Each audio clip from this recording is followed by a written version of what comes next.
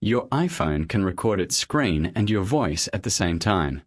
The microphone switch is hidden under one long press. Start from your home screen. Swipe down from the top right corner to open Control Center. The screen recording button looks like a solid circle inside a larger circle. If you can already see it, skip ahead to turning on the microphone. If the button is missing, touch and hold an empty part of Control Center until the controls begin to move. Tap Add a control at the bottom of the screen. Find Screen Recording in the Controls gallery, then tap it once. You only need to add this control the first time. Back in Control Center, the Screen Recording button is now ready. For a silent recording, a quick tap starts the 3-second countdown.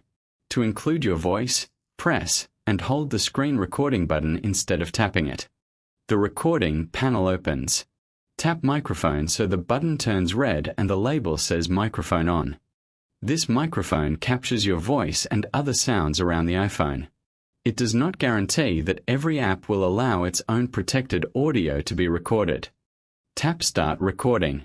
You now have a 3-second countdown to close Control Center and open the screen you want to capture. While recording, a red indicator appears around the time at the top of the screen.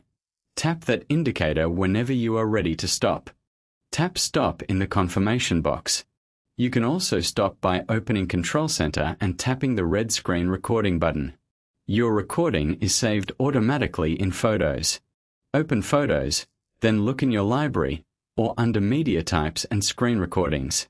If your finished video has no voice, press and hold Screen Recording again and confirm that microphone is red before you start. Some apps block audio or video recording, and Apple does not allow screen recording while screen mirroring is active. Those restrictions are normal. That is the complete process. Add the control once, turn on the microphone, start recording, then stop and find the video in Photos.